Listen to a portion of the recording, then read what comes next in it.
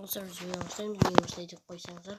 Аттар дейтін, бағана осы жерде жүрген, мен ұйықтағаннан кейін бары олар шығып кетті. Мына топырақ үстіне мініп, ана қарай секіріп шығып кетіпті.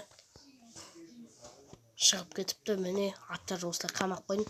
Мына жерден кіре алмай жатқасын соғып ішке әйтеуір дегенде кіргіздім. Осылай кіргіздім атты.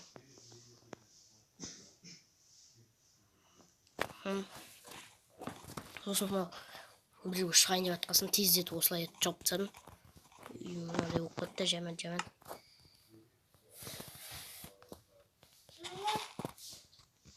Тез істедім осы.